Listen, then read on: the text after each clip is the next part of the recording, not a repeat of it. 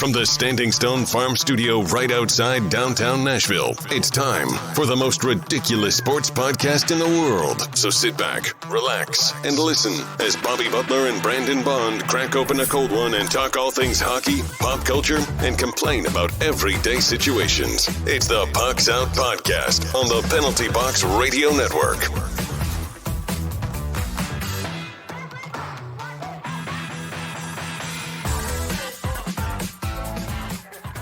Welcome into another episode of the Pucks Out Podcast. I'm Bobby Butler. He's Brandon Bond. Hey-o. You can find us on the three majors of social media at Pucks Out Pod. Now let's crack open a cold beer and let's get after it. We got, let's see, this is from Kansas City, Missouri Boulevard Company. What is that? Space Camper Cosmic IPA. They know how to make a beer in Kansas. I'm not going to lie. It smells good. You're not going to like it, I don't think. Don't like that. Yeah, it's okay. I mean, yeah. And listen, everyone knows by now, like, just because I say, I mean, I can see that it's a good beer, just not my type of beer. If you like IPAs, you might like it. Yeah, and it's okay. I've definitely had worse IPAs. Okay. It's not a horrible IPA. Those folks out in Kansas certainly know how to make a beer. Yeah. But don't forget to check us out on What a Maneuver to get all the apparel you need. Check us out on Patreon and YouTube. And don't forget, we mentioned it last week, got that Twitter giveaway. Head over to our Twitter. It's our pinned tweet. Like, retweet, and tell us who you think will win the Stanley Cup. And you'll be entered in to win a $50 gift card to the NHL shop. And if you guess right, you'll have an extra entry. So that'll be happening after the Stanley Cup is awarded. How have you been this week, bud? Good, man. Just working, just hanging out, as usual. Didn't do a lot this weekend. Had a few drinks, but did a little bit of work. Got some stuff done around the house. We got a special guest in studio today. Yeah. Harper, my dog is sitting in. Yeah, she's probably a good girl. She's probably not going to talk at all. Yeah, she's not very talkative. Yeah, she's not like my dog, who would be very talkative. Which is literally, your dog is literally the reason that we record at my house. So I'm very appreciative of how loud they are. So, how about you, man? How you been doing? Good, man. The wife and I just got back from a little her birthday trip. Happy early birthday, I guess. Happy late birthday, since her birthday is on the 19th. So tomorrow from recording and a couple days ago from release. Happy early/late birthday, man. Yeah. But yeah, so we had a dope little cabin in Sevierville. Didn't go out much, but I will say we went out a little bit just to. I had a bad headache. Had to go get some ibuprofen from the Walgreens. Whew, it is quite a sight in Gatlinburg and Sevierville, dude. No, not a lot of masks in sight. Yeah, no masks. Yeah, I'm a little surprised about that. Just because like it's mostly corporate stuff that would require it, right? So, yeah, no one's requiring it there. There was this, it's called like Anarchista or something like that. Like you get on a thing, you go on top of a mountain. Yeah, I rode on that thing and I hated it, dude. I'm not a fan Megan of that. and I went on it. I was a little sketchy because she kept messing with the bar, being like, "Ooh, I'm going to raise it up." And no, I know, dude. I was like, nope. Yeah. And like we waited in like an hour and a half line on the way back down because I refused to ride on that thing. I was like, I'm getting a box, dude. I don't care if we're up here all night, bro. I was scared. I was like, you got to stop playing because like this is really how. But anyway. Like this view is nice, but it is not worth the anxiety of the ride up, dude. Definitely not worth it if you're adding COVID to it. Well, and like I'm just like, just sitting there and like just don't touch me or talk to me, okay? And I'll be fine. Yeah. But I did not like it. So at fun all. story. That was when Megan and I went, I think last year. That was her second time. She went up there with some girls on a bachelorette party. She found out the second time that thing was even supposed to come down. They just rode on it. Just with no bar the first time they went. They just got in and went up, and didn't pull the bar down. She's like, "Oh yeah, we didn't know what that was for." I'm already nervous. Yeah. Okay, like, oh dude. I was like, "What do you?" And like, it was a bachelorette party, so there'd been a little bit of drinking involved. It was not beautiful enough to to deal with that. Yeah, But yeah, so there was about 300 people in line, shoulder to shoulder. That's how most of Gatlinburg was, dude. And like, it wasn't like, and it's a couple of the restaurants, like we passed by, you could see that like we got to-go food at one place and I went in with my mask and they had tables. And of course there's people bitching about it. Like, oh, this is America. Yeah. We can sit in our Shoney's as much as we want. I haven't seen the same folks that are so upset about masks be upset about the requirement to wear shoes and a shirt. Like it seemed that that's the same thing. Like you have agreed that we all have that wearing shoes and a shirt inside of an establishment is a necessary. I mean, Florida hasn't, but it's man. Florida. I worked security at gyms before, and a lot of people weren't really happy with the shirt requirement. The shirt requirement, I mean, they're not happy with it because they were drunk college kids. Yeah. Though. That's more of not that we're upset about my rights being infringed, but because I've had 13 beers and 5 shots before I came, and my shirt ripped off in the car. Yeah. Luckily, if you just do a worm shot, you get a shirt. There you go. Yeah. I mean, that's the best way right there. Yeah. So, but other than that, dude, it was real fun. Awesome Airbnb. We got back. It was great to get out, and so we're having dinner, and I think we're doing another trip where next month for my mom's birthday, we're getting this dope ass Airbnb Scottish castle in Knoxville. nice. And we're going next month as well to Sevierville. Yeah, on a cabin on a batch party. So probably not a lot of going out. Yeah, no, at least I'm not. And I think that's why we're getting a keg, and why we're not going to St. Louis. Yeah, I mean, we can, and we're going to Sevierville, right? Yeah. Yeah, so like Sevierville is probably not as hyped up. I'm not going to lie to you, Bobby. I do want to go to the local goat tavern. If we go anywhere, dude, local goat. I mean, we've already established that that's our spot. Yeah. I mean, if they got half off wine. Saturdays is when the half off wine and the Champagne is. So we are absolutely gonna pull the trigger. I might got to get a hazmat suit for that and just suck it up. Well, I mean, they kept us right in the middle, away from everyone. So we might want to look into getting like a res, maybe. You know what I'm saying? Because like that was a fun little Saturday morning. They didn't have TVs. And if we have a buddy asking about belly buttons, people may not even come close to us. That's true. That's little true. Inside joke for people out there. And we are also going to be, I will be emceeing a fantasy. And I'll be recording. I'll be emceeing a fantasy betrothal of a trophy. So I'm gonna make sure that I roast everybody pretty hard. It's not my league, so But let's get into some news, right, man? Everything you need to know about what's happening on the ice. It's time for news from inside the boards.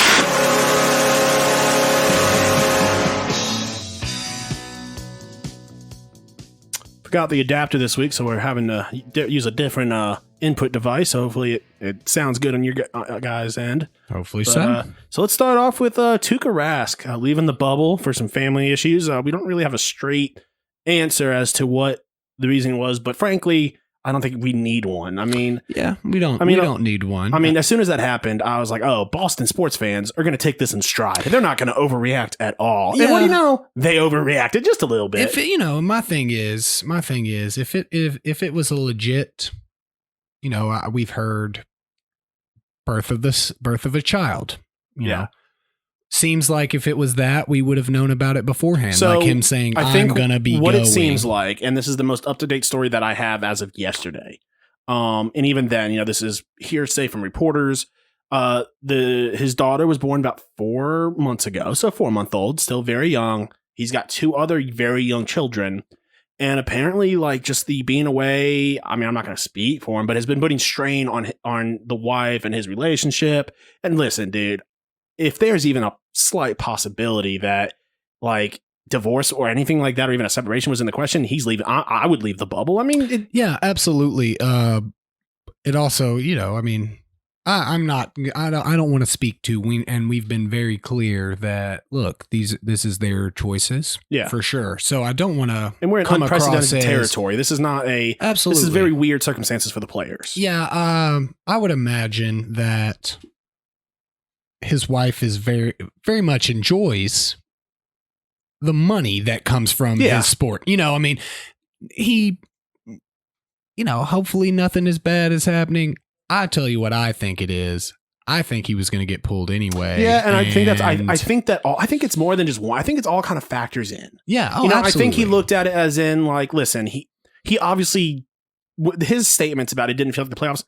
I mean, if he just wasn't feeling it, what? Like, worse? I mean, they were going to pull him whether for how he was performing or the fact that even he may have gone to the coach, but like, listen, my heart's not in this year. Because he had an issue last year where he kind of had a slight little breakdown. I mean, I'm not technical terms, just from what we saw, and he didn't enjoy playing. So and I mean, if that is the reason though, and you had made a comment, well, like who wants to sit on the bench? You know, if you're not going to play anyway, why not go home with your? I completely disagree with that. Well, I was because saying, your team. I know what you were saying. Yeah. I don't think you were defending. You were just throwing that out there, type of deal. But I mean, sports are a team game. Yeah, and what if Halak would have said, well, I'm not going to be starting. I'm not going to go. And, and that's I'm not talking for all thing. Like bench warmers. I was talking more for like in his particular situation. Yeah. Obviously this is not a perfect situation for anybody. No. But I do believe that, you know what? He's earned the right. Tuukka Rask has earned the right to make this decision for himself and with the consequences that come with that. True. I believe that he has earned the right to make those decisions. And I think it's funny, people saying, always using the example, oh, well, if he was in the military, like, and people forget he was in the military. Yeah. Tuukka Rask was in the Finnish Air Force. I think he knows a little bit about commitment. And so he was in the Finnish military. I feel like we need to preface in the military. Aren't they like required to be in the military? I don't know, dude, but the picture of him in the military, like, I think it was like an Air Force, but he was like in a tank or something. Look, he was a badass picture. His teammates probably have a better idea of what's really going on. If what we are speculating is true, I personally wouldn't want him as a teammate. You know what I'm saying? At past this point, like you're not gonna come and sit on the bench and watch us play hockey because you were gonna get benched if that's the case. Yeah. But that's we also frustrating as a teammate. Yeah, it is. But I think also we can't really speak to the position of his mental health. Like we saw Robin Leonard at all. I'm speculating. That's why I said I'm speculating. And if everything is completely the opposite of what I'm saying, then I recant everything. But I'm saying if that's the case, that's a little. I mean, it's not like Tuukka Rask has not been known to be what has been arguably considered a little sensitive when it comes to hockey situations. I think it also doesn't help that city, no matter how well he performs, has never really loved him. That city has never embraced him. If he was in a city that, if he was in a city that embraced him like Nashville embraces Pekka, I think he would have a more connection. Obviously, he has a connection to the team and the teammates and winning, but not having a connection to the city and the fans, I think makes it easier for him to say, I'm putting my mental health first, or I'm putting my family first. Yeah, but it's like playing in a place like Boston or playing in a place like New York. That is to be expected. That is not. I mean, you're not going to Nashville. You're not going to. Well, I've seen that city bend over backwards to make any excuses for Brad Marchand. So they can be loyal when they need to be. Because he produces on the ice, though. I mean, they're personally making excuses Tuukka's a Vezina for him. finalist. He produces. Yeah, but he's been known to produce, and then he's also been known to choke. You know what I'm saying? Yeah. Like that's what Boston doesn't take too kindly to. And I'm not saying it's right at all. Like I'm not defending the way that they treat their players. We're looking at through the eyes of the craziness of a Boston fan. But yeah, looking at it through those lenses, like, did you not expect this? Did you not, did you not see this coming as a possibility? I mean, did he re-sign with Boston? I'm not sure. I don't know what his contract situation is. Yeah, while you look that up, let's move on to the next point. Claude Julien, head coach of the Habs, he will not be, at least for the remainder of the series, I believe for the remainder of the playoffs. He went to the hospital last week with chest pains. I'm not sure what the update on that is. I don't know if you know anything. He did re-sign with them. He did? Yeah. His original signing date was May 5th in 2011. And then he re-signed in July of 2013. So maybe he won't re-sign again. Yeah. But I mean, it's not like he didn't choose to be there. It's not, he wasn't a rookie drafted there. Yeah. So, and again, I don't want to make it sound things like change in year. I mean, it's been, when did he sign his most recent contract? 2013. So it's a long contract. Yeah. Yeah. Oof. Yeah, I mean, that team has changed a lot in that time span. But I mean, like, listen, we'll see. Maybe more information will come out. Maybe it won't. Hey, look, I'm just not paid for my speculation, okay, Bobby? So, but yeah, when we find out more, we'll get it to you. But yeah, so Claude Julien, some good news though. He's getting out and for a few walks. It looks like he's in healthy shape right now, all things considered. So it'll be nice to see him back behind the bench. So we got some trade rumors. Trade rumors? We're in the middle of the playoffs right now. We're going to sit here and talk about trade rumors? Yeah, now I do want to say that I believe this was from like traderumors.com, which is known to be absolute bullshit. Oh, so you got a really good source on it. Well, this source came from Davey. But it has been all over Pred's Facebook, which means it's true. Oh, so, yeah. Well, or arguably, if you know anything about Pred's Facebook, it's the complete 100% opposite of true and will never be correct. Yeah. So we don't have to worry about it. This is silly to me. So the trade rumor is Preds give Ryan Johansson some prospects and a pick for Ryan Getzlaf. What the absolute shit is that? We want to get younger. We're going for a rebuild. So let's get the oldest guy in the league. And of course, Pred's Facebook is like, oh, he's exactly what we need. We need some veteran leadership. Dude, all we have right now is like, all we have are veterans. Dude, we need to go younger. See, listen, if we don't have veteran leadership with guys like Victor Arvidsson, Ryan Ellis, Roman Yossi, Pecorine. I wouldn't say any of those guys. I would consider Roman Yossi a veteran leader in that locker room. He's still young, bro. I mean, I'm not saying he's not a veteran leader by means of him being there a while and being the best player, but I mean, Craig Smith is a solid veteran leader, I think, too. Yeah, but I'm not downplaying, Craig Smith either. You need a guy that is more of, and I don't want to get Pred's Facebook all riled up on, rallying to my side, but a guy like Mike Fisher, I'm not saying Mike Fisher, let's not bring him back again, but a guy that's a little older, that yes, Pekka's older, but you can't really provide on ice leadership from a goalie position. And I get that.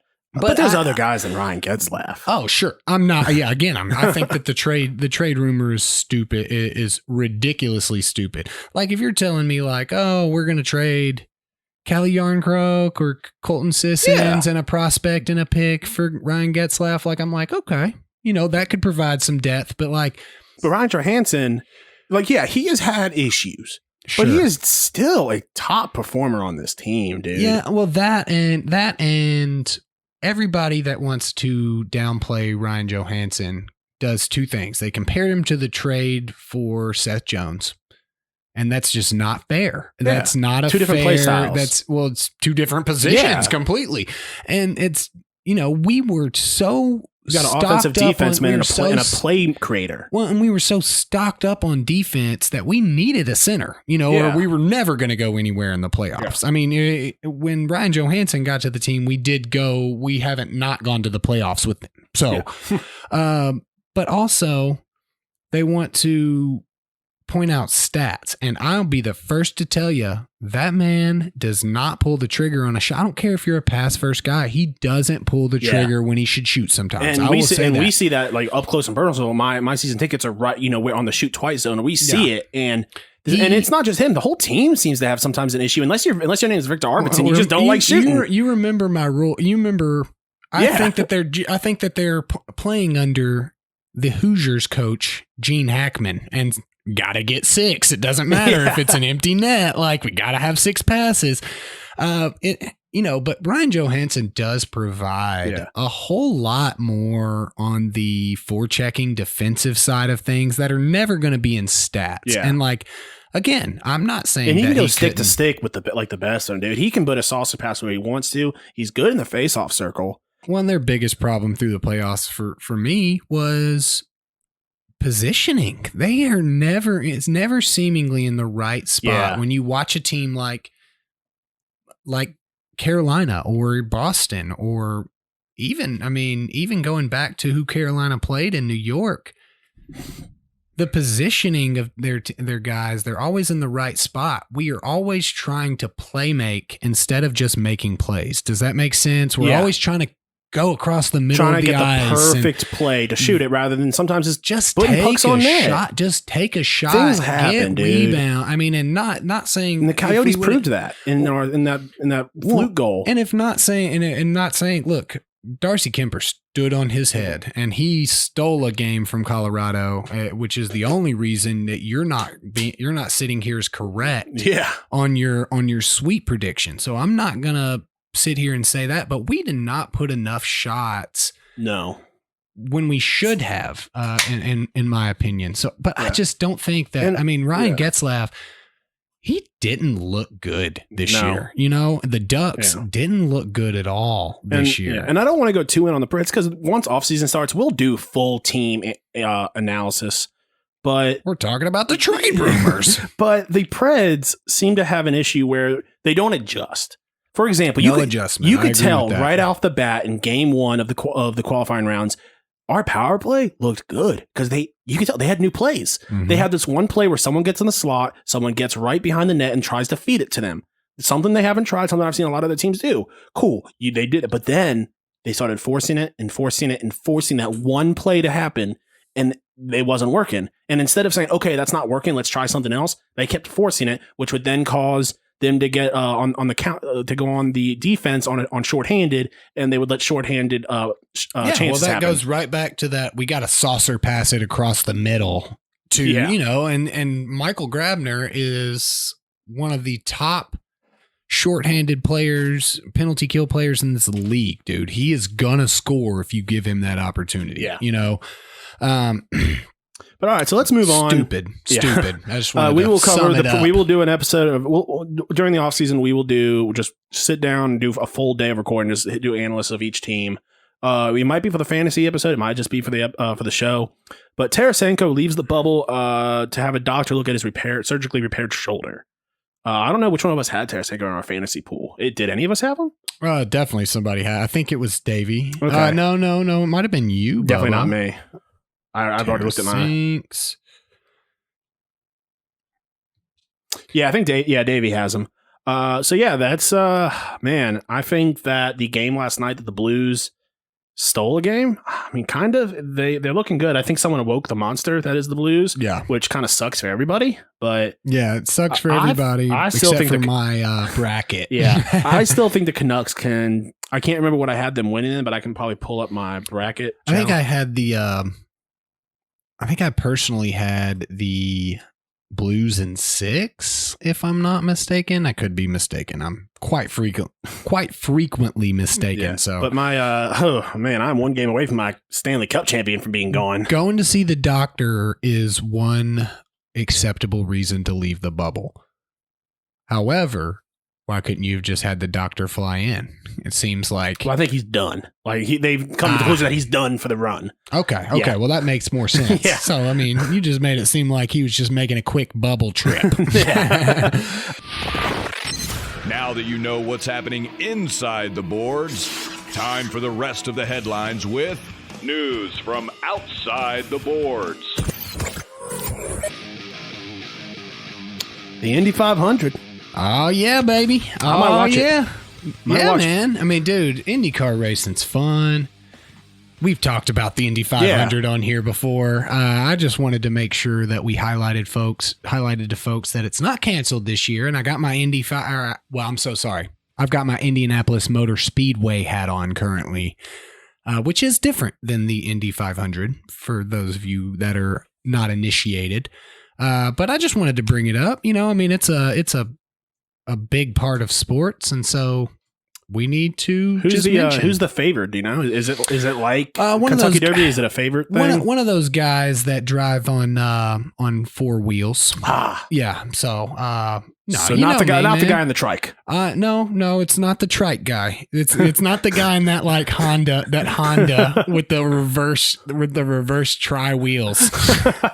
You know, you can take what is that called? What is the Honda like? I don't know, man. I've seen it before on old episodes of Top Gear. The Honda Roadster, I believe it is what it's called. Yeah, dude. So I mean, I'll probably watch it. We'll see.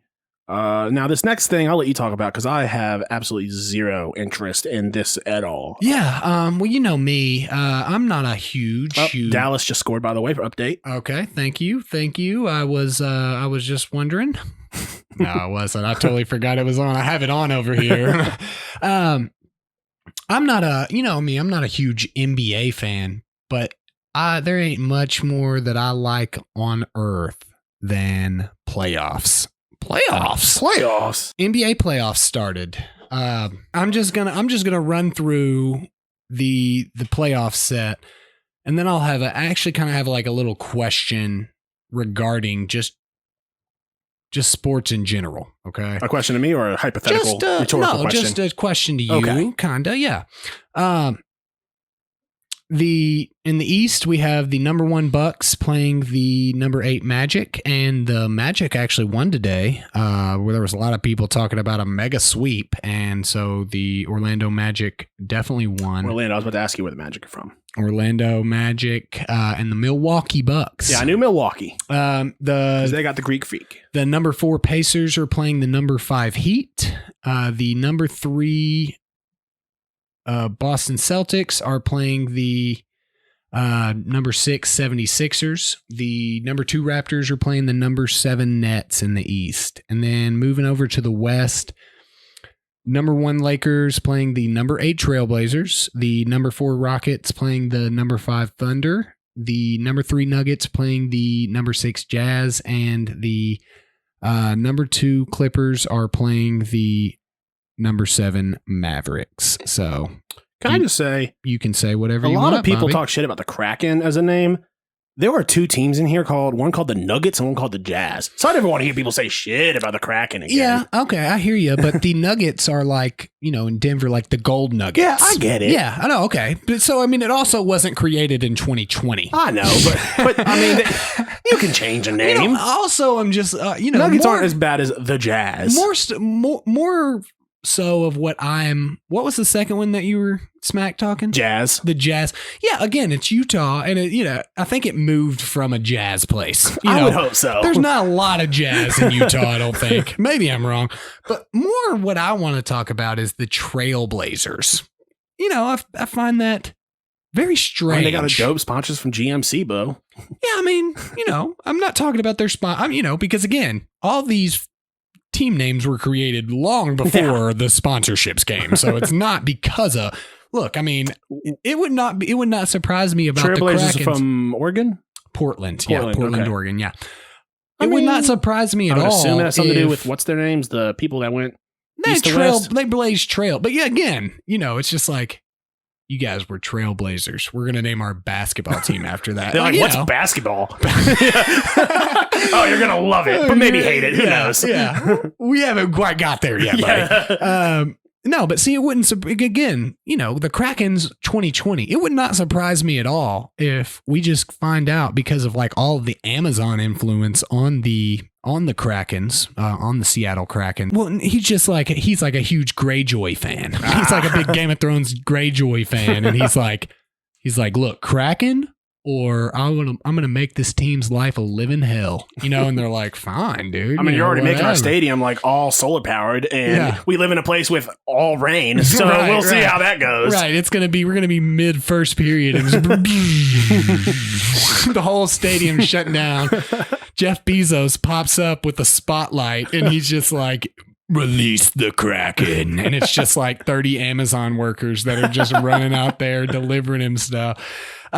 Yeah, so, okay. So now that we've completely gone off the rails, not my question at all. Okay.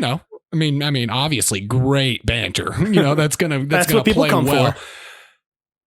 My question is, and the reason I'm doing this with the NBA is because I kind of have an opinion already. What sports, and Sasa asked me this question. It was such a good question. And from the negative shout out he got last week, he's going to get a positive one this week. It was a really good question. What sport do you think loses the most without fans? I had a couple different answers depending on the question, and which one is basically no different without fans. So no different. I would say, and we're talking about the 4 major sports, not tennis, right? Right. Okay. Right. Yeah. Because no. I think I would have said hockey, but honestly, after seeing how they're doing, I don't know. I no longer think that. My answer. I think basketball's definitely up there. My answer for the one that matters the least was hockey. Really? Because these guys are. I mean, when you're flying around on ice skates and you're hitting people and you're having to deal with so much external stuff than just you yourself, I think that they already tune us out. So I was going more with, and the players have said themselves, like less about on the ice per se, but when you are in a timeout or when a coach is trying to tell you stuff on the bench, it's a lot harder, and they've had mics to show how hard it is. If a coach is talking right in your ear on the bench, it's almost impossible to hear them when the fans are going. Obviously not if you're like a Panther player, because it's like quiet in there. Your coach is like echoing. There's nobody there. Yeah, but whereas with football, I mean, the players are fans are so far off. We haven't really got to see football though. Yeah, I think football. If football happens, I think that it wouldn't. I don't think it'll be noticeable, man. Because here's the thing: not many times in hockey and basketball, so many times they do panning of the fans and they do like stuff with the fans. I'm talking more of just a complete player perspective. And okay, so I think it's basketball. The least affected for me is hockey, because again, there's so much going on anyway that they're generally not paying attention to us for the most part. My most affected would be basketball, because it's a game of runs and it's a game of hypeness. And I mean, like I said, the Milwaukee Bucks got beat by the Orlando Magic today. In a normal situation, the Bucks would be playing in Milwaukee, and even when they were down, they could rally behind their crowd. They're playing in Orlando right now, right? Yeah, they're all playing in the same place. So my thing is, but it's not like Orlando's got home field advantage or anything.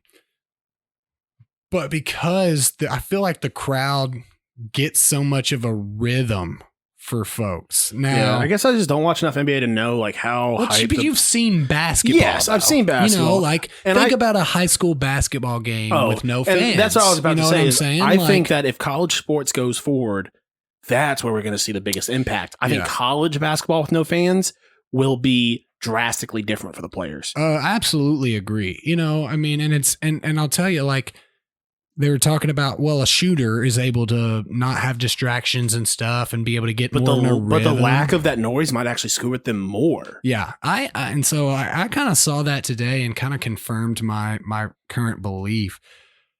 Baseball is probably a little weird without fans because it's so slow. Yeah, I think it's about the same quality to watch with or without fans. I think it's a little quicker, but no. So, I just kind of wanted to have that specific question. But we can move into let's move in. We're already at about 40 minutes. NBA is going to let longtime friends and families visit in the bubble. Is this going to go well? No. So when I first read this, I thought it said NHL, and I was like, "Are they about to screw up?" And I was like, and that's why at the end of the last segment, I was like, "Oh, this needs to be in this segment." But no, there's no way that goes well. Yeah, no. It seems like why? It seems so difficult to the monitor. fact that they put longtime friends in it, like, how do you prove that they're? How do you quantify it? Like, these are my old time friends, Candy, Roxanne. I've been paying. Look, James Harden's going to be like, look, I have been paying these women for long times within the strip club. Okay, they are long time. Yeah, absolutely. I paid like 3 of their kids' tuitions. It just seems like it's again we're having regular folks that are getting paid very minimal amounts of money, having to deal with, not being able to see family and friends. And so these millionaires can't go a month or 2 without having their family or friends. Yeah. It's not like we're back in the day where you don't have like Skype and, And here's another thing. Like, they're at Disney World for this? Is that where Disney? I have no idea. They're at one of the Disneys. And this isn't like the situation in Toronto, for the NHL. There is enough hotels where the players could have brought their family into the bubble with them. Yeah. And had plenty of space where the families have their entire own hotel bubble where they can visit them. Well, those hotels are pretty much booked up. It's Florida, Bobby. So I figured that. I figured I have no idea. I would assume that the NBA rented out the entire area. I was making a Florida joke. Okay. Because they haven't slowed down really at all. Yeah. So I just don't think that's going to go well. And I mean, we talked about how well the NHL has done. Does this really mess with, because the NBA's done really well up to this point. So, yeah. So you talked about unwritten rules on your Snapchat stick a couple weeks ago, and we got to talk about Hate them. I believe it was a Pirates player, Tatis Jr. The team was up, I believe, 10-3, and he hit a 4-run grand slam. And the Dodgers manager was not happy, definitely said some things to him under his mask. I believe his own manager wasn't like mad, but more of a hey, it's kind of an unwritten rule. You don't do that. So stupid. I have lots of questions. When you have 98 mile an hour pitches coming at you, so are you saying my options are I have to strike out when we're up by this much? Because that's essentially what you're saying. Here's the reason why, people. It's not just that he did it. It was that it was a 3-0 count. So usually when it's a 3-0 count, you just don't swing and you assume it's going to. And I think they said that it was on the line. Like it might have been a ball. And so I think that is the unwritten rule, is that you don't swing at a 3-0 pitch, which I still think is ridiculous. That's more because of a strategic rule, though. But it was also right. Like he said, like it was right in his wheelhouse. Like it was like a meatball pitch that he was going to rock. So we're taking strategy of normal gameplay into effect here of making it. Look, my thing is, I don't agree with it. In the NBA, if you're down by 30 and somebody steals the ball and he doesn't get a lot of playing time, bro, dunk it. Yeah. You know how they stop. You know how. But also that means that if he gets bricked by someone and just his shot blocked, okay, man. That's what I'm saying. Look, you know how you don't have people score on you when you're up by 30? Play better. Play better, dude. Yeah. Play better defense. Don't get beat by 30. And so like in basketball, there's that a clock. There's in baseball, what if he took a grounder and just kind of jogged, watched it? Yeah. What if he just watched it and then he ended up maybe getting on first base and then it's over. But in the next round, they freaking go on a 11 run. They get 11 really runs. Wish we would have had 4 runs. You know what I'm saying? Like there is no timer in baseball. And like when you were playing younger baseball, there was mercy rules and stuff. So like, look, MLB, you guys probably need it right now. If you want to implement mercy rules, that's fine. To be upset at a guy for doing what he's paid to do, and hitting a home run. There wasn't a Pirates fan at home sitting on the couch saying, can't believe he did that. You know what I'm saying? Like so unwritten rules. Don't hit me with that. Write them down if you want them to. If you don't want me to break this rule, then write them down. Make it a rule. Otherwise, look, I don't care what Ty Cobb did, back in 1912. That dude used to try to stab people with his cleats. Okay. They must have been unwritten rules because those guys couldn't write. They weren't able to write. I hate that, dude. So I'm so glad you brought it up that there's an unwritten rule. Did they win? Did the Pirates win? Yeah. Okay, good. Because imagine if they had lost and people were still giving them shit for it. Bro, we were up. We had to give them a shot to come back. All right, so we're going to move into our playoff update and review. Playoffs? But before we get started on that, I do want to say Connor McDavid was eliminated now over a week and a half ago, and he is still the second in playoff scoring. Man. Dominant. Who is first? So the point leader is Sebastian Aho, and goal leader is Bo Horvat. And Quinn Hughes is tied for assist leader with Sebastian Aho. So let's start over in the West. Or before we do that, yesterday I kind of had the feeling that we've seen a lot of overtimes. And really that 5 overtime game really stuck in my head. So I wanted to do some research to see, what was the most amount of overtimes in a Stanley Cup playoffs total? And so I finally was able to do that. Took some time. And a quick shout out to Brian Baston, who helped me find where to look at these stats. You can find him over at Proj Pat Summit on Twitter. He has a lot of stats and stuff. But so I got an Excel sheet, and currently because I'm counting the qualifying rounds originally because the NHL is counting the qualifying rounds, but we are currently at 17 overtimes, 5 of which are from the qualifying round. So when it's all said and done, I will subtract those 5 and go off just the first round. And we're currently at 207. We're currently at about 215 minutes of overtime. The record was back in 2003 with 38 overtimes at 456 minutes of overtime. So, and that was the year. That was the last year that we had a 5 OT. Game. Yeah. And then looking back, the record before that, I believe, was 93. Was 35, and that was actually, so when you're looking at the stats, and I'll clean up the doc and I'll put a picture out on it, right around 1989 is when, out of nowhere, dude, overtimes just exploded. We were having they were sometimes Calgary 2. just scored. Oh, nice. So yeah, I don't know what happened. I don't know if there was a rule change, but yeah, no, I think it's really interesting. I think that it's gonna blow past that number, dude. I don't think so. I think that you don't think it'll be 38 overtimes? No, we're only at 12 right now. Yeah, I mean, you're technically in the first round. We're technically at right, but they half the teams after this. Yeah. So I mean, we'll see. I don't think it'll blow past. I think it'll beat it. I'm gonna guess we're gonna get 41 overtimes in total. Okay. 41. I think we're gonna get 32. So okay. So how about this? We water bet the over under of the record. It's gonna be under. I think it's gonna be under. All right. If it's even money, we throw water on Harper. Okay.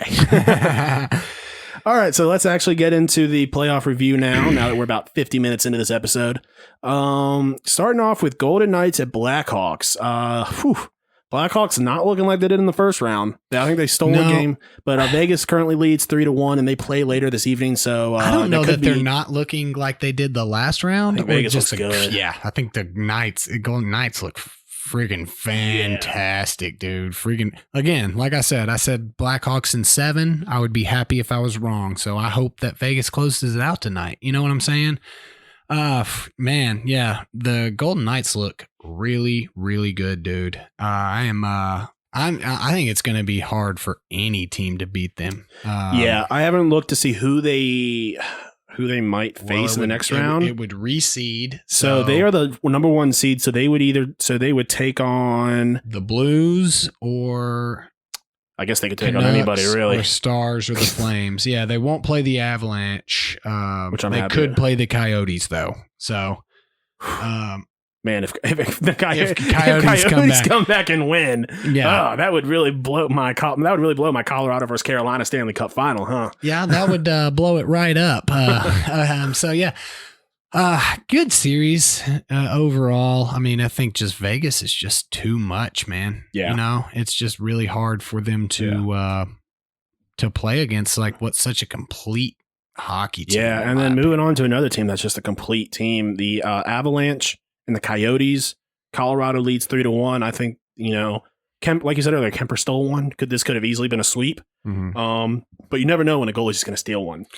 Yeah. And let me just say that. Wow, but they there was no thievery happening this last game. Yeah, dude. 7-1. 7-1. Got me a lot of points in our fantasy pool with Cale McCarr. And it got me a few too. I mean, with Rantanen and Landeskog, I just do not see. I just don't see. I have Colorado winning in 5. So that would be a nice little win for me if that happens. I just don't see how they don't. I mean, Kemper stole that one, and it was like he just pissed off. Yeah. And here's the thing, man. I'm kind of happy the Preds didn't win, dude. Because here's the thing. If the Preds had won, we would not have gotten past the steamroll that is Colorado. So at least we had a shot at Lafreniere. But because otherwise, I think we would have gotten swept or maybe stolen. I don't think we would have played Colorado. Would we have not have? No, because the Yotes were 11, so they reseeded. So who would we? I don't know who exactly we were the 6th seed. I think. Yeah, and Vancouver. I think we probably would have played St. Louis. St. Louis, maybe, or either way, I don't Calgary. think we would have gotten past the second round. No. I don't see any of these teams that are maybe if we played Dallas, I think we maybe could have because we know them better. Maybe Chicago. I mean, I don't think we would have matched up with Chicago, but I think we could have. We wouldn't have matched up with Chicago. We would have played one of the 4 top teams. So. Yeah. All right. So next up is Stars and Flames, which is on right now. I believe the first intermission tied 1-1, and that series is tied 2-2. Man, it looked like it was going to be a sweep early on, didn't it?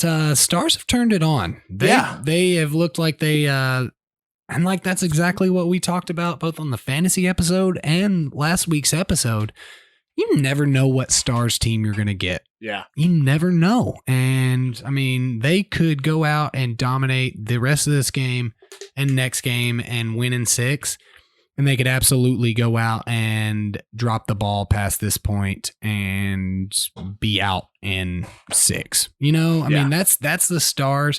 They're looking good, though. I haven't, these past few games, I haven't been able to watch, but from what I hear and highlights, they're playing some of the best hockey they've played all year, which is saying something because they played some good hockey early on. Yeah. The Flames will need their top guys to step it up a notch. Yeah. All right, so moving in to finish off the West is the Blues versus the Canucks. Again? The Blues, the monster awoke yesterday, I guess the day before. And the Canucks they should be a little scared right now. I think the Blues, when they come to play, I will say, though, it is nice seeing Bennington just not play well at all. Yeah. He's playing, so Jake it's hurting my fantasy team. Jake Allen is back back with controlling the helm in the net. But yeah, I still think the Canucks can win it. I think they will win. They need Quinn Hughes to show up, obviously. And without Tarasenko. Tarasenko has not scored the entirety of the series. I mean, I don't think they're missing anything because we've talked about it, Yeah, but he's still a threat, though. He's still a threat that can show up. But he's a threat that's is willing to be a team player and doesn't need to be the scoring guy. I think I have the Blues in 6. I think they're just going to win the next 2 outright and make me right. Yeah, man. I mean, I think that, and I mean, I could be like, that's how the hockey this season is gone and this playoffs have gone. The Canucks can come out tonight.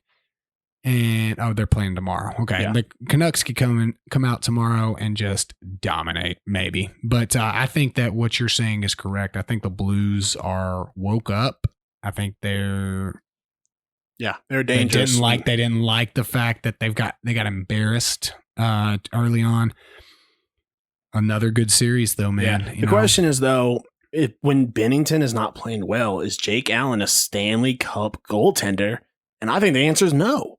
I mean, I agree. I don't have them moving past the next round, especially if Bennington's not playing well. I don't think they have a chance. I think Jake Allen can seal a game there, here or there against the Canucks team, but man, I think the Canucks, because of Jake Allen is Swiss cheese, and they're going to light him up this next game.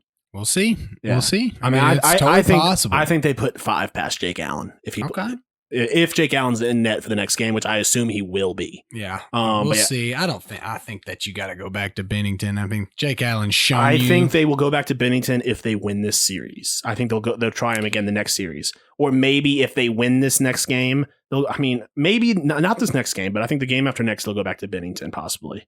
Unless Allen comes out and dominates, then they're going to end on Allen. So let's go back to the East. Flyers and Canadiens, that game just got done a little bit ago here. Flyers won 2-0. So they are now up 3-1 on that series. Kind of how we all thought it would go. It would have been nice to see the Habs get an upset, but that was one of those ones where I don't think many people saw an upset. It would have hurt my bracket because I have the Flyers in my cup.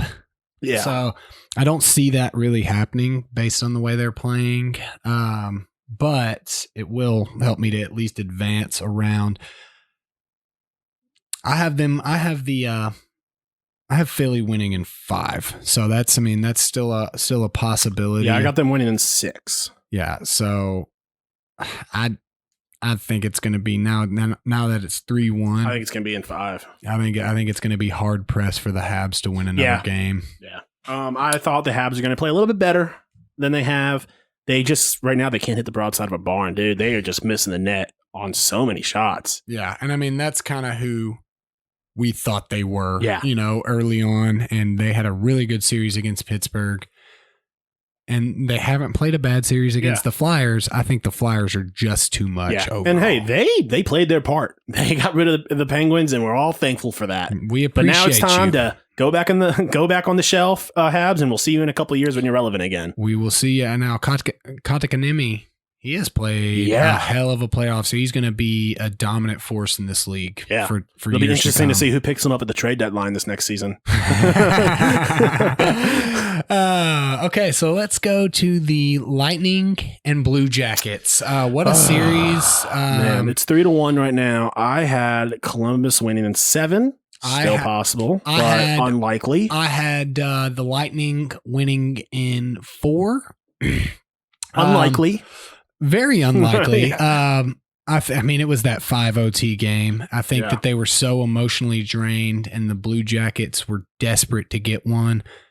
But the Lightning, even in that game that they got beat, they've looked like the better hockey team the entirety. For sure. I obviously I was not correct in the sweep. Yeah. Revenge, You're not far off, yeah. Revenge is on their mind. You can tell. From what I've seen, I was kind of basing it off that first round. I don't think Columbus. I think Columbus is playing good. I think they're playing the best that they can. Yes, I agree. don't think it's enough to beat Tampa. No. Last year, it took the best they could and bounces and a little bit of a miracle and a lot more star power on that roster. And I think that even at their best, anything can happen. But Tampa's that kind of team that's built to play with no fans in the stands. I wouldn't be surprised if they squeak out one more, but that's about all I think they have left. I wouldn't either, but I think Tampa's going to go out. Yeah, I think Tampa's going to win game. it. I think Tampa's going to win it in 5, but I wouldn't be surprised if it ends up going to 6. No, I mean, see, that's the thing with any of these series. If they go to 7 games, I wouldn't. Maybe the Flyers Habs series. I would be surprised. Yes, that I would be surprised if about. it went past maybe 6. Colorado, Arizona. I would be a little surprised at that as well, but less surprised at the other. Yeah. So now I think everyone was a bit surprised about this. Yeah, man. New York, the Islanders are up series lead on the Caps 3-0. Man, the Caps aren't looking good at all. I would say it's been a long time since I would say that's the nicest way you could say looking horrendous. Yeah. They look bad, and not to take anything away from the Islanders, who look good. You know what I'm saying? The Caps just don't look good at all. I don't think there's a single team in any of these playoff series that the Caps would beat in a 7-game series right now. I mean, based on the way they're playing, you don't think so either? No. I mean, I think that if the Habs were playing the Capitals right now, I think it would be easy money on the Habs. I think that when Ovi missed that open net, that killed the mindset of the Caps. Yeah. That was the dagger in the heart which is wild, but that's just how sports is sometimes. How it goes. And I mean, this is, and it's funny because now we think of the Caps as cup winners because they won a cup, but I mean, the Capitals of old, years before that, were perennial first round out. Yeah. 2 times as the President Cup winner out in the first round. That's rough. That's tough to deal with. I mean, obviously they got their cup, but they look like the old Caps and not the Caps that we were used to for the past couple of years. Yeah. Islanders look good though. I mean, they do, man. I know Barry Trotz is sitting there saying like, told you. And hey, go if the Islanders go all the way and win the cup, dude, wouldn't even be mad. Me either, because first of all, besides the fact that I have no ill will towards the Islanders, Barry Trotz, I mean, that man has given us and our city so much, dude. Yeah. And he's a good guy, a good coach. Not to mention the Islanders have a sweet color scheme, dude. I love that color scheme. Well, that overtime winner by Matty Barzal, dude. That was the fastest guy in the NHL. Yeah. So let's round it out. Bruins and Hurricanes. I had Hurricanes winning it all, but let me just tell you, it's been competitive. The entire series has been competitive except for the third period last night. Yeah. That was probably one of the worst choke jobs I've ever seen. I mean, at this point, Boston fans can't be mad about the old Tuukka Rask going home, right? Yeah. Locke looks good, dude. Yeah. He looks good. He looks really good. This is, this was the series that we were probably the most excited about based off the, entirety of and what outside we of were that looking third forward period to. last night, it's provided. It's provided well, but it's not been as a fun. Yeah, I would like to series see it that you would I would like like. to see it go 7, like I kind of called it. I had the Canes winning in 7. Sorry, I had the Canes winning in 6. Yeah, I had the Canes winning in 7. It was me that had them in 7. Yeah, doesn't look like that's going to happen.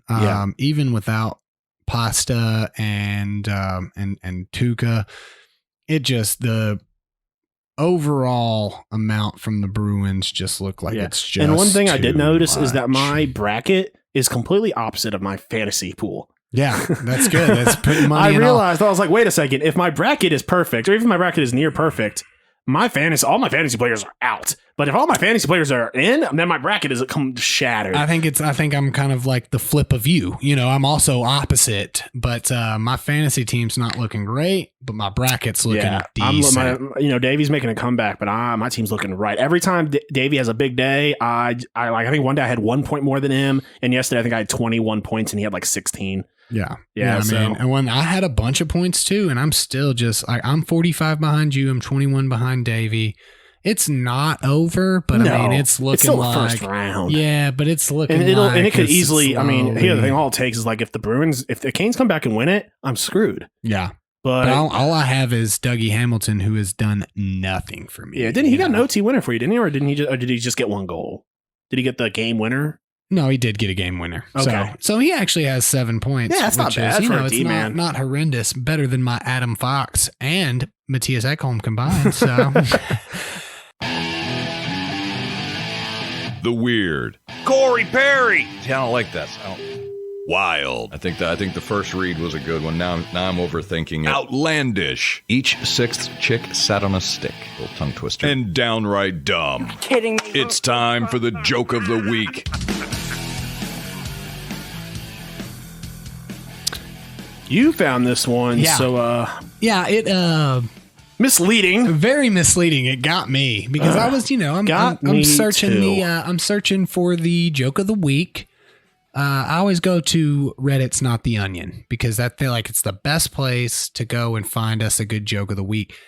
And so I see the headline, San Jose teacher suspended after appearing topless in an online class. And I'm like, hell Lucky yeah. bastards. I'm like, hell yeah. And I pull it up. It's a dude. Like, dudes aren't topless. They just don't have a shirt on. Like, I feel like I was so misleading. It's a funny picture, though. It's like a funny picture of the dude. Like, did you really think that was like a good idea, man? Dude. Yeah, and like, I'm just... I'm so it's just so confusing. Like, what goes through your mind where he thinks that that's okay? This is and this is like a week after he gave the dress code announcement. It was the second math class of the year, bro. He was just like, all right, this dude is really just like, I am done. Yeah. I'm done. I will say that in my opinion, that a lot of people try to call him a pedophile, and I don't think this is a pedophile. I don't think this is a sexual thing. Is that like a how you say it, or you just laugh at the word? No. What I'm saying is, there's a pedophile? lot of people saying that he is like. No. You said pedophile. Yeah. and so that's how you say it. Yeah, or that's is how I say it, because Okay. that's how the English language is supposed to be said. No, you always be pulling this stuff from Britain, like we be living in Britain or something, dude. It's pedophile. We'll see. Not pedophile. It's pedo. Short eyes. We just bringing up prison lingo for kid lovers now. Okay, Yeah, it's ahead. like, oh, he's a pedophile, mate. Make your point. Make your point. Anyway, so I don't think that they were saying that, after doing research, he does not have an AC in the house. He cannot afford it because he's on a teacher's salary living in San Jose. And it was a 101 degree day. not an excuse. Have a shirt on, dude. Have a wife beater on. Have something on, or have the camera not set in a weird way where it's like makes it more awkward. I want to throw out there though that if you don't have an AC and you're sitting on, a chair or a couch, we can both not argue that it is not 100% more gross and uncomfortable to sit there without a shirt on. Yeah, no. With the sweat and everything. Yeah. Like, And here's the thing, you live in calling San it Jose, California. Go outside. Go to your back porch or something, or have a, like, I don't know. Either way, not an excuse, but I'm just saying that I don't think this was like he didn't have it in like a malicious intent. No, I don't think he had a malicious intent. I don't think the guy's a Predator, a kid predator.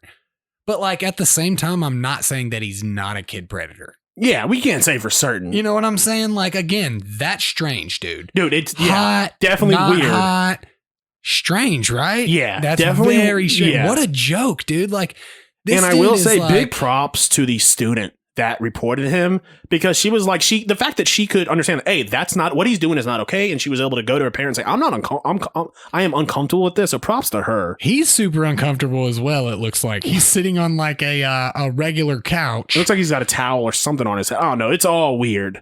Yeah, dude. Like, why is he like? Yeah, dude. He's got the old people taking a Facebook.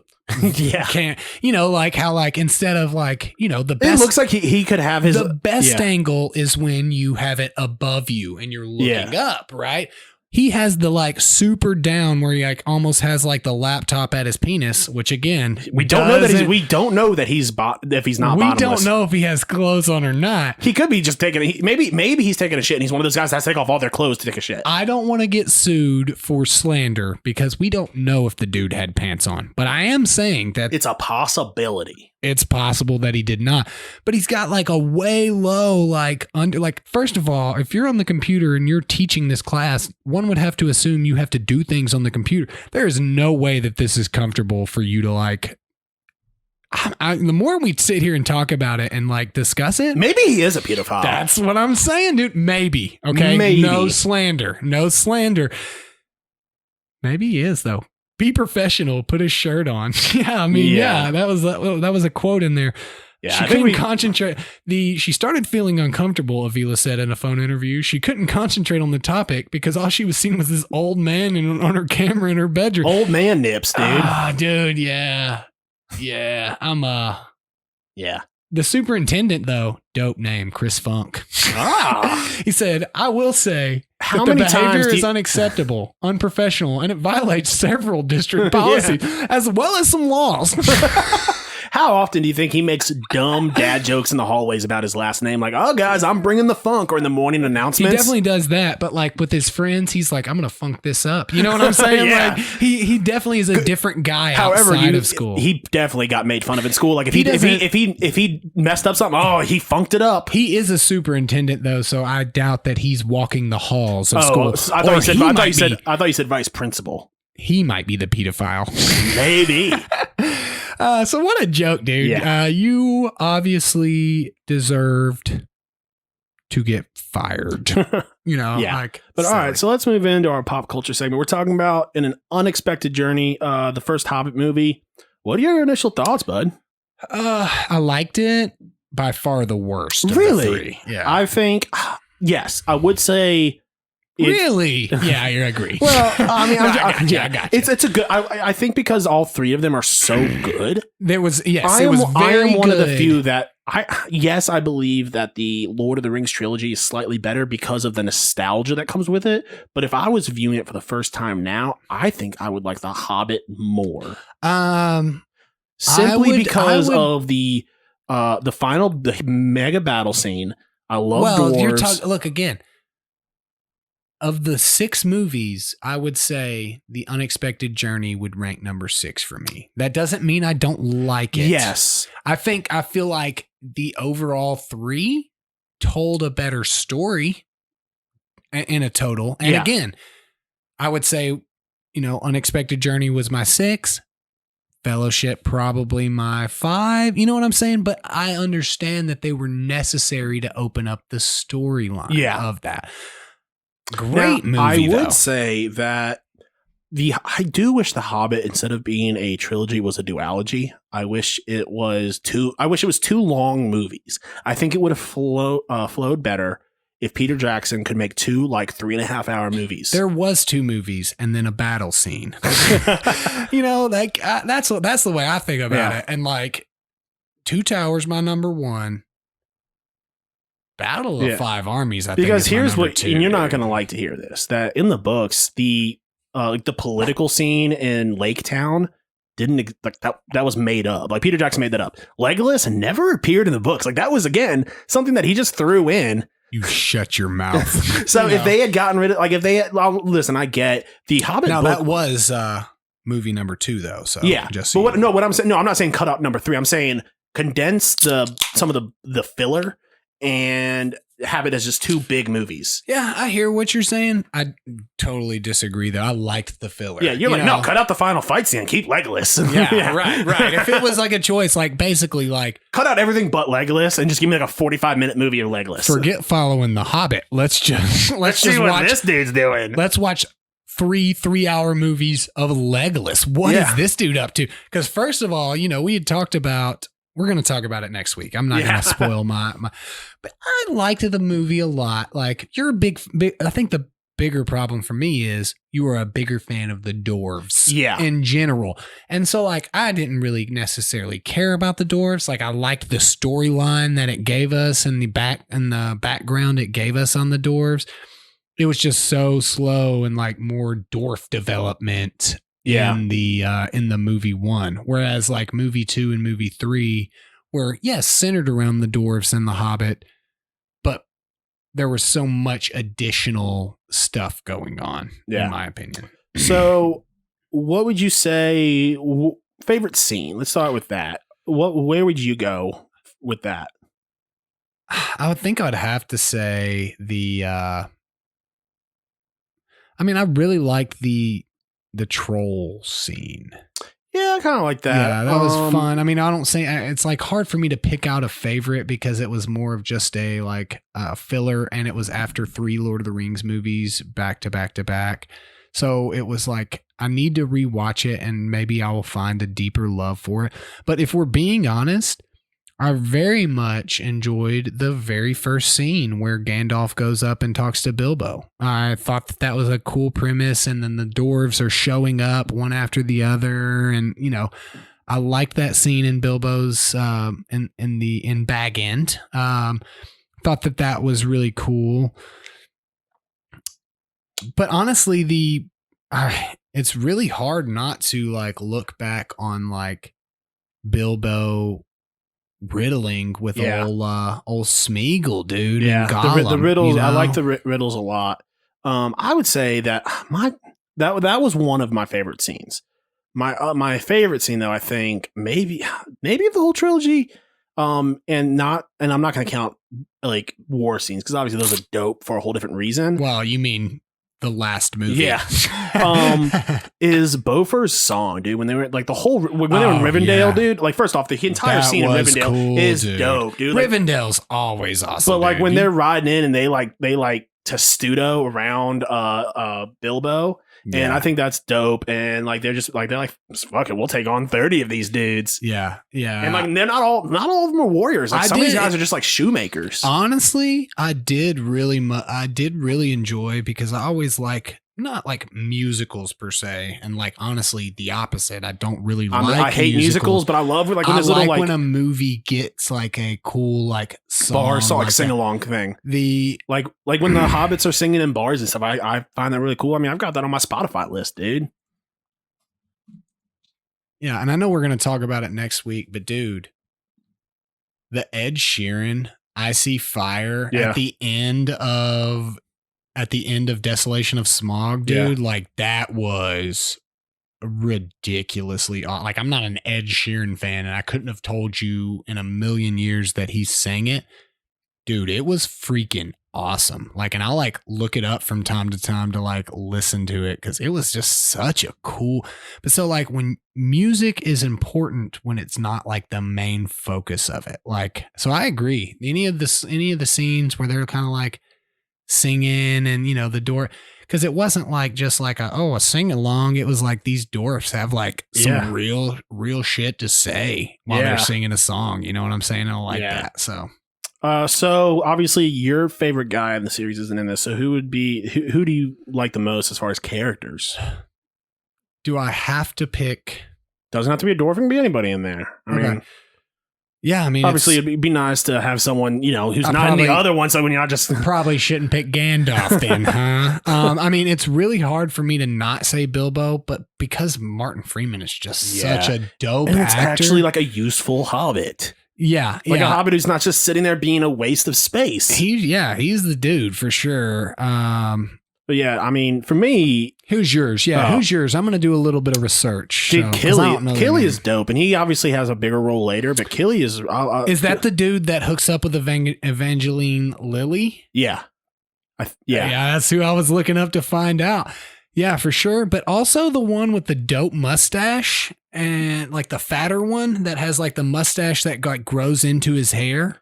Is that Bomber? Yeah, dude. I don't. Is he the one who breaks the table? Dude, when he's sitting on it? I could not tell you. It's. I've got him up right now. It's the one in the middle here. Yeah, that's Bomber. Yeah, he's pretty cool. They all have their spots. I guess it's the main Thorin. Yeah, Thorin is dope. I guess it's his brother. I'd have to look. So hold on. Philly and Killy are like brothers. Cousin, yeah. Or brother. But also the really old dude that has like the huge beard is also like, see, like they Balin, all I think have that's their Balin. place. Yeah. Balin, is this, he's second in command behind Thorin. Does Thorin have a brother? I know. No, I think it was like his cousin or something. Yeah. No, he doesn't, because they would have mentioned that when they're talking about the line of kings. Like they would have mentioned, he has a brother. He would have been pretty obvious. You said Killy. Okay, I got a site. Bofer it's crazy. We have the internet now. I could have just looked it up. Yeah, Bofer is Bomber's brother. Bomber is the guy, the really fat one who broke the table. So yeah. I didn't like Ori, like mostly because of his bangs, dude. I'm not a bangs guy. Yeah. So like, and it's not that I hate bangs. It's that I hate the straight across bangs that are like, it's just, he wore me out just because of that. He was a great character, I guess, but yeah. Gloin, also dope warrior, dude. I think Gloin, I think Dwalin is the strongest of them, but Gloin, I think, is like the better actual, like strategist and better fighter. Dude. Although, and that's Gimli's dad. Who is? Gloin is Gimli's dad. Gimli's son of Gloin. Had no idea. See, like, that's cool. Like, they announce it like, so in the books, in the original books of Lord of the Rings, they go into like the first couple chapters are literally talking about where these dwarves are now. The ones that survived, where they are. But obviously when that movie came out, we didn't see The Hobbit. It's very strange that, and maybe they did because I just didn't know. It's very strange that Legolas didn't have a conversation with Gimli about, being boys with his dad, dude. I mean, I think they had like bigger, like the end of the world. And like, I think. Yeah, but they were just Gimli would have been like, oh, okay. There was 3 dudes running. Like, you had to imagine they slept and stuff. Like, what did they talk about? Like, they hated each other. So, like, you think that a good icebreaker could have been like, hey, I hunted down your dad at one point. Yeah, Bofer was cool. Like, he had some good spots. But, like, I would say that my favorite probably would have to have been Philly, Killy's bro. You know what I'm saying? Like, I feel like he was like he had some good moments. Yeah. They all had their spots. Was it Killy who said, like, who was like, oh, I like that elven maiden? They're like, that's an elven lass. You know what I'm talking about? When he's trying to hit on an elf that who he thinks is an elvish girl, and they're like, hey, that's an elvish dude. That's funny. See, like, it's like, I remember that, but like, I couldn't have told you which one of them said anything, so. Yeah, but all right. So, cool. Can't wait to talk about Desolation of Smaug next week. Yeah. I'll probably watch that. The wife's getting her hair done tomorrow, so I'll probably watch it tomorrow. Hair done dude. Yeah. Let's move into what are you binging, bud? So obviously you've got hockey. And then I got in the background, and I say in the background because I don't want to embarrass myself because I'm not a huge reality game show kind of guy. But Big Brother in the background. I've been watching some hockey, and since Stephanie lets me watch hockey all the time, she loves Big Brother, the show. Well, your boy's into it now because they have Big Brother fantasy leagues. And so Let's do my neck out. I'm reacting to that. I'm in. I've got, I only got two players on my team, on my squad. But that gives me something to have it in the background for. So that's super cool. But hockey, dude, I had to find something because that was the only thing that I've been watching that I haven't talked about watching. Was Big Brother, but dude, I've been watching so much hockey that it is absolutely absurd. Dude. Yeah, dude. I've got it on my tablet right now. Usually when I'm working, I've got it on over here too. So what about you, man? Dude, I've been watching this dope ass show, which I actually binged all 3 seasons. It's called What We Do in the Shadows. So it is a quote unquote documentary, the same way The Office is a documentary, if you know what I mean. Okay. It's like a Trailer Park Boys type of situation. Kind of, but it follows 3 vampires living on Staten Island, and it's what era is it set in? Now, like to that, like so modern era, but is it like a comedy? Yes. Here's the thing: you should definitely watch it. The first 2 episodes sounds funny. The first 2 episodes they leaned very heavily into the interview thing, and they could obviously tell the first 2 episodes it didn't flow well. I'm watching like this is like kind of like a story build. Yeah, but then after that they still kept the interview basis or the documentary basis, but definitely more like scripted and like punchlines. Right. And it's like just like The Office kind of, if you watch the first season of Office, it's much different than like season 3 of The Office. Sure. But it's very funny. I don't know if you ever heard of Matt Berry, who is one of my favorite actors, dude. He's one of the vampires. Very funny. He actually has a persona that like called Jackie Daytona, where he like wants to go in hiding. So he's like, oh, if I want to be a human, I just put this toothpick in my mouth, and now I'm Jackie Daytona, and I drive a F-150. And but yeah, of course, Matt Berry. Yeah, yeah. But yeah, so it's a very fun. The IT Crowd. Yeah. And he's also in, what is that other show that I watched all of it? I usually watch it like on airplanes. Oh man, what is it? It's so funny. Toast of London. Toast of London is a very funny show as well. My mom got my wife a big thing of Blue Hawaiian mix for her birthday. So for the trip, so we've been drinking on some Blue Hawaiians. Well, yeah. So mine is very similar. Margaritas. Stephanie's been homemaking margaritas. We're both keeping it tropical this weekend, dude, bud. Yeah, you know what I'm saying? And it's been like, and it's funny because it's been like the least humid it's been in a while, dude. Yeah. I'm loving it. Dude, I think when we stream the hockey games, we got to pull out my margarita machine. The margarita? Yeah. Okay, yeah. Still one of the dopest wedding gifts someone could have gotten. The folks can't see me at home, but the double snap, dude. Yeah. It's very necessary.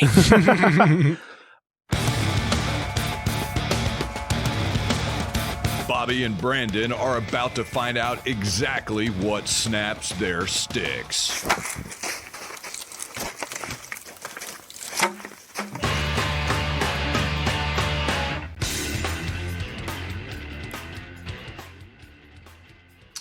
All right.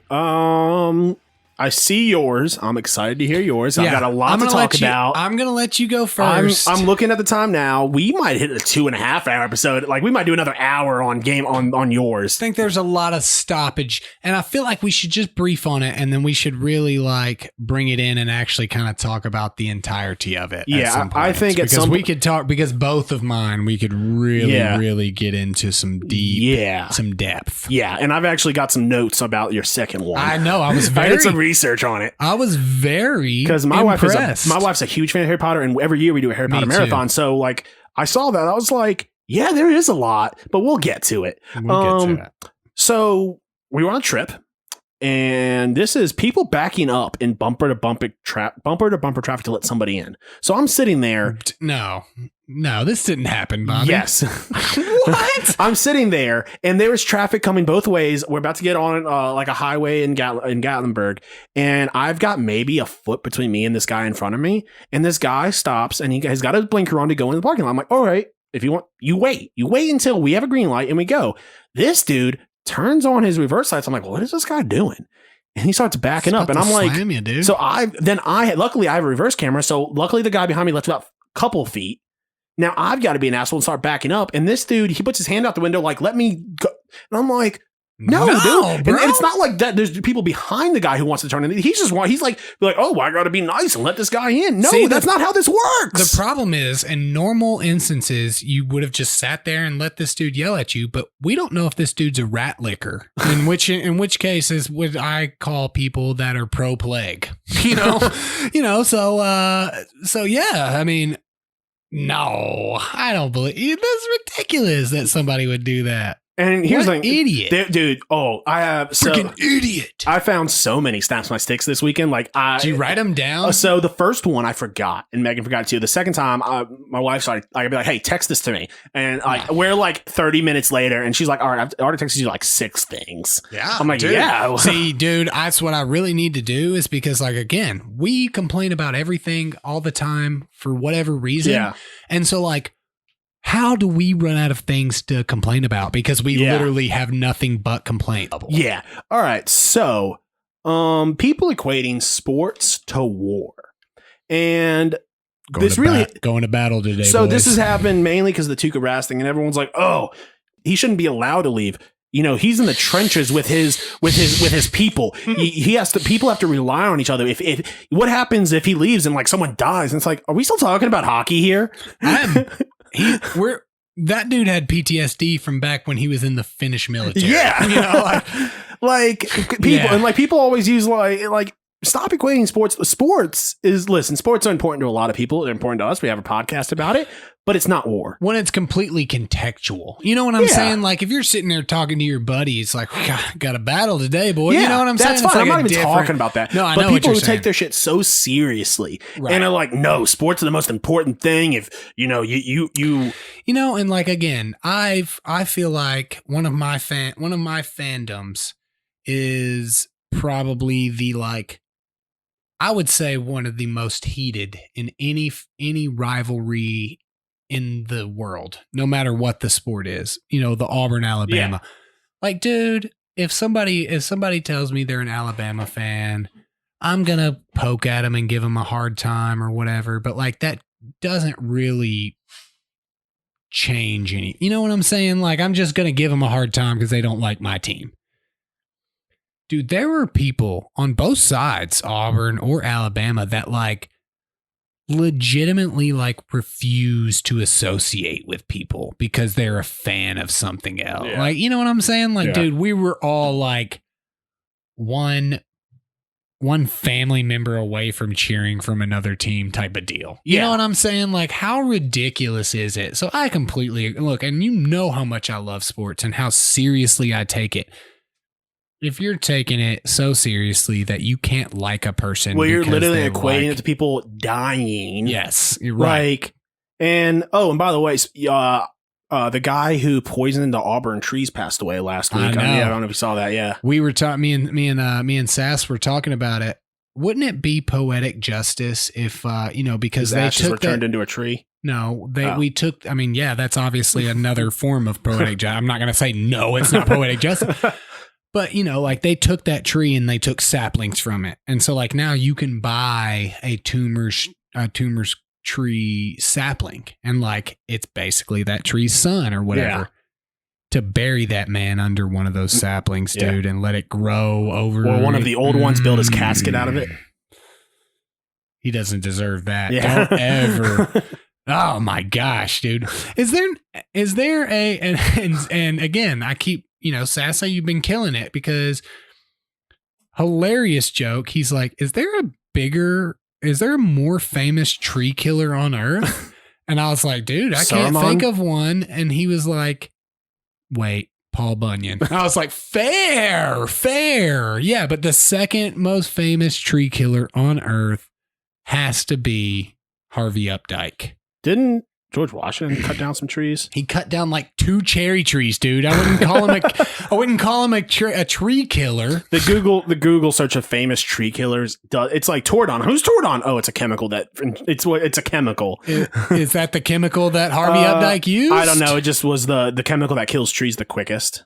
Dude, I remember hearing about that though. Like, oh, it's Spike 80DF. Yeah, like he called into. That's how he got caught. He called into Paul Feinbaum's house or house. He called his house. He called into Paul Feinbaum's show and was just like, them trees over there at Auburn? Yeah, I poisoned them. I killed them. Like, what? Was that like a live show? Can we find the recording of that? Oh, you absolutely can, dude. You absolutely can. What was the guy's name? Harvey Updike. Yeah, dude. I mean, it was like a live show. Like Paul Feinbaum was like, what? We can't play it on air, but you can find it. Yeah, we'll get copyrighted. We'll link it. We'll link it. Yeah. I mean, I feel like nobody's going to copyright us on. Yo, you don't think ESPN, owned by Disney, would copyright The Little Man? Paul Feinbaum was on the Paul Feinbaum show when he did it. So, but anyway, it's coming up on ESPN. Okay, either way. Doesn't matter. Okay. Let's go into yours. Yeah, and I feel like both of these are just, we got a brief on them, because if we don't, this is going to be a 4-hour episode, okay? My non-sports, Game of Thrones Season 8, it's been how long?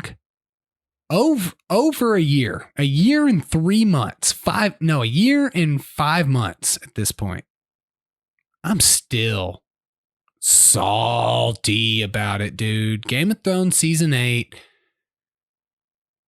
ruined what would have been the greatest show in history, in my opinion. And we'll get more into it later, because I feel like even though we're going to get more into this, my next one, more.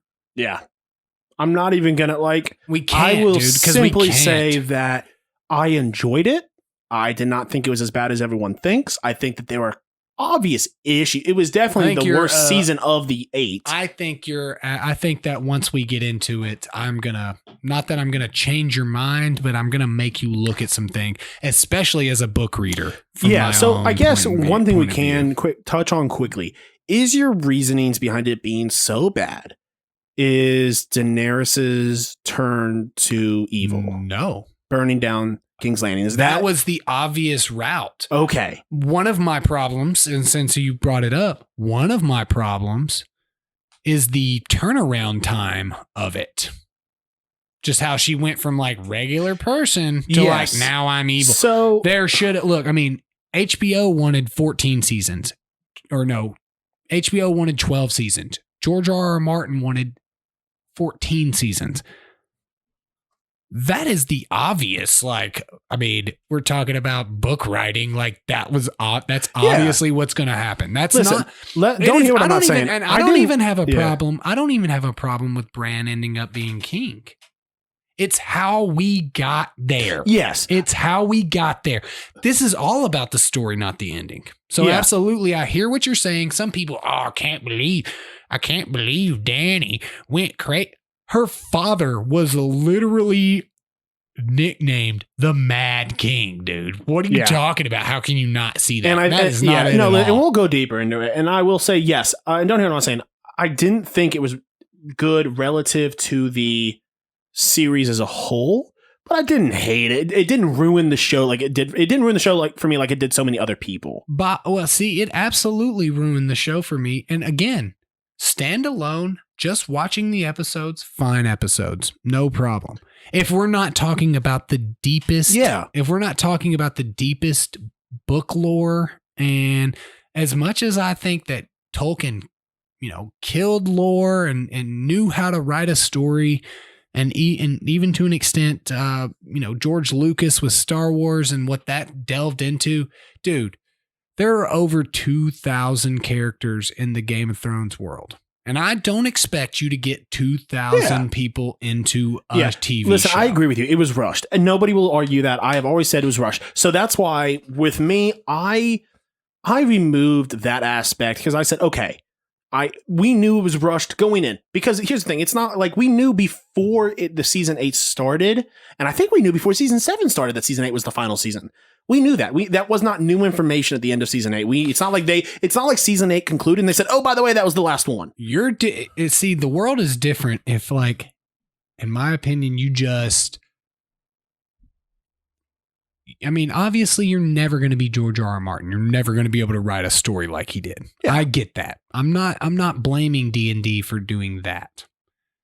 My problem was it wasn't they were given lack of opportunity and they said, you got to shut it down here. literally Yeah. HBO It's because said they we got wanted bored or 12 they didn't want to seasons. do it anymore. No, they wanted to transition this into the next role, and like that is the peak of spitting in somebody's face. Yeah, no, and that was pre-COVID. Yeah. Listen, dude. I'll never defend D&D. I am simply, and I will go into it. Not hating something doesn't make it any less ridiculous. No, You know I what I'm agree. saying?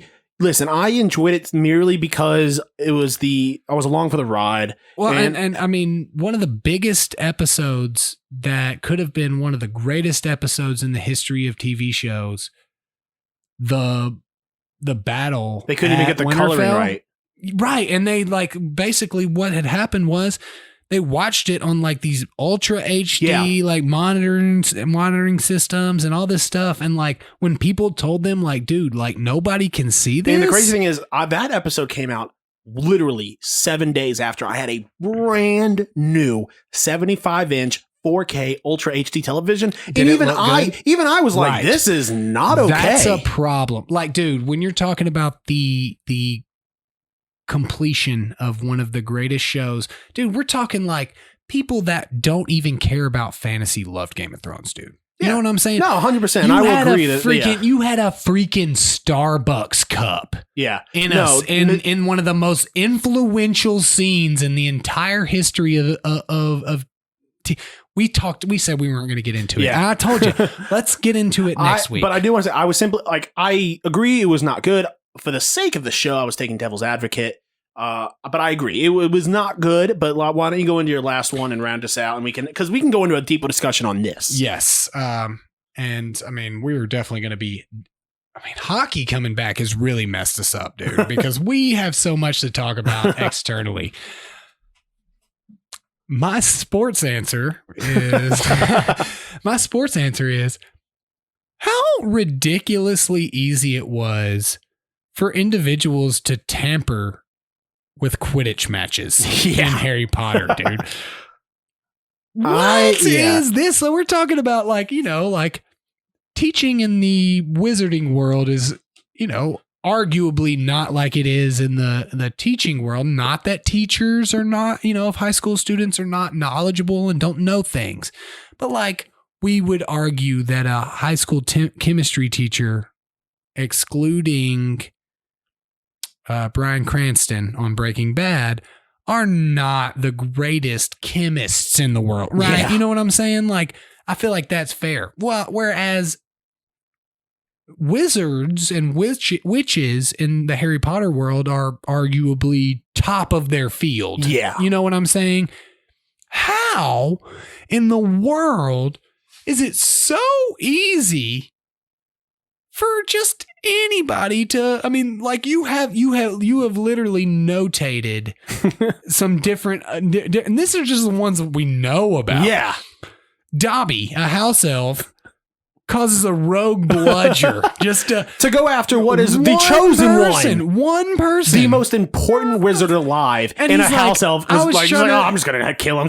And he was like, I'm trying to save you, but like, dude, this dude is like 1,000 feet in the air. Not to mention I'm surprised at the structure of those stands, dude, because those were massive holes that bludger left in those stands. Just destroyed it. And we could have been talking about like 500 dead children. All good. Again, it's the magical aspect. And so like you can argue like, oh, well, they were safe because it's magic. If the kids in the stands that were 150 feet up in the air on just what seems to be like wooden bleachers, if they were safe, then how can you tell me that, 15 of some of the greatest witches and wizards in the UK can't like make him impervious to like mess with this bludger, dude. So that's number one. That was in movie 2. Okay. Yeah. And so like they didn't learn from that point. Hermione's spell to counter the Snape protection curse to counter below Voldemort and Quirrell. Yeah. So when like it really, she thought she was dealing with Snape, it was really Quirrell. Well, she was countering Snape, who was countering Quirrell, who was also Voldemort. No, so she set him on fire. Yes. And the only reason was Snape, because she wanted to mess with the eye contact. Yeah, because she thought he was Snape, right, cursing. And so Harry. he stopped looking. But the only reason that it saved Harry's life was because he was trying to stomp out the flame. Again, he's magical. He could have just, magicked away the flames. He has no problem using magic to curse a game, but he can't use magic to put a fire out. He wasn't cursing. He was the counter He was still cursor. Performing magic. He was still tampering in a sport. He was anti-tampering. Okay. But again, not very well, mind you. The only reason that Quirrell had to look away was because he got bumped, dude. Yeah. He got bumped. Lord Voldemort, the most evil dude on the planet in their minds, it's just like chilling at the game with you guys. Like, that's it. That was it. So I don't know how long it's been. What, 15 years, and they still haven't found some sort of curse to let you know. Hey, when is Voldemort around us? Yeah, like this dude's so bad. Let's find a spell that kind of lets us know when evil people are around. Right. Well, see, it's like you guys are because they've proven that they can have a map that shows where everybody who's alive is. That was created by high school students. Yeah, that was like regular students that invented that. Yeah. Okay. So once someone turned the entire team's brooms into like black holes or port keys. That's it. And that's not like when I was looking this, like I was doing something. That's not in the movies or anything, but that's like some lore. And those dudes get pretty much into it. So like, I believe and so at first I was like, oh, there's probably been some more tampering to score a point. That's straight up like, I'm going to try and murder the entire other team. Murder. Yeah. And I mean, you go back to like the Triwizard Tournament, like literally nobody checked the trophy. They never did any counter curses or anything to make sure that it wasn't a something that took somebody to a random graveyard. Yeah. What? And then on top of this, like, this isn't even just like general tampering.